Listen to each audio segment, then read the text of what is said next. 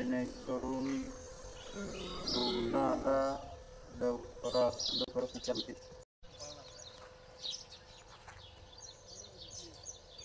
दरावर कोणला धरतात मोबाईल फक्त समोर दिसला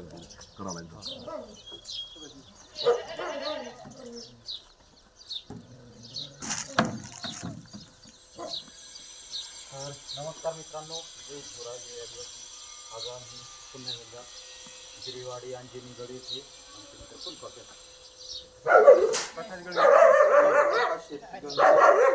केला. तर खूप मोठा असा साप आहे, त्याला पकडून सुरक्षित जंगलात सोडणार आहोत. तुम्ही पण असे साप दिसले, वन्यजीव दिसले तर जवळच्या प्राणी मित्राला कॉल करा आणि ते पकडून सुरक्षित जंगलात सुटतील, जेणेकरून आपलाही धोका टळेल आणि त्याचाही मुख्य जीवाचा जीव असेल. तर जे सर्व मित्र आहेत त्यांचं खूप अभिनंदन, कारण त्यांनी लक्ष ठेवल्यामुळं पकडण्यास खूप अशी मदत होणार आहे. तर त्याला त्याग करत आहोत.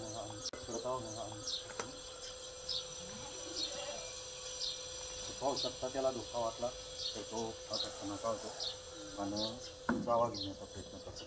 तर चुकून दौन झाला तर लवकरात लवकर सरकारी हॉस्पिटलमध्ये जा.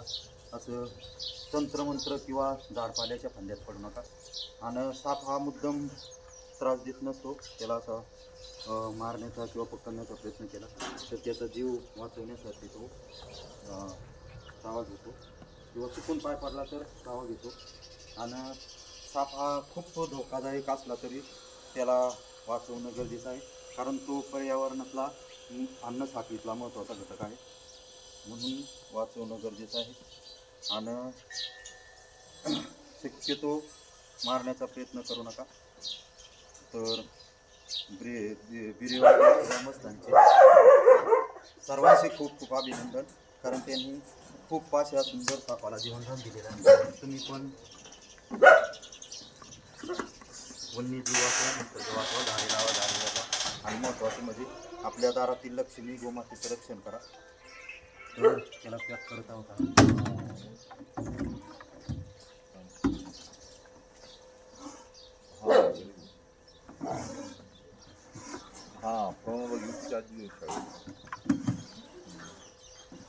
तेवढं जास्त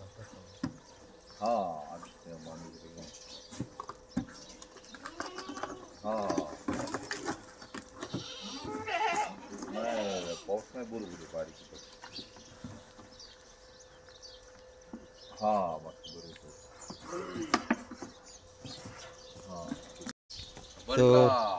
ऑक्सिजन गेला जागा हा ओलं काढलेलं. तर धन्यवाद मित्रांनो, तुमच्यामुळं खूप अशा मोठ्या सापाला जीवनदान भेटलेलं आहे. तर सर्वांचे खूप खूप अभिनंदन. आमचा यूट्यूब चॅनल आहे सर्पमित्र शेतकरी जोडी, याला सर्च करा, सबस्क्राईब करा. त्याच्यावर पूर्ण सापाची माहिती असते, कारण साप काही बिनविषारी असतात आणि आपल्याला ओळखून आल्यामुळं त्याला आपण मारतो.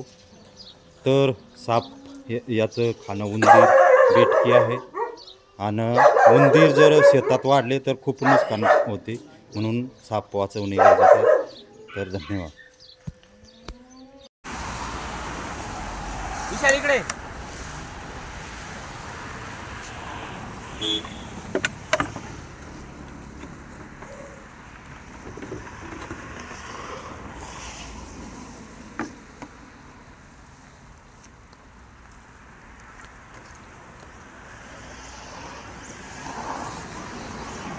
अच्छा.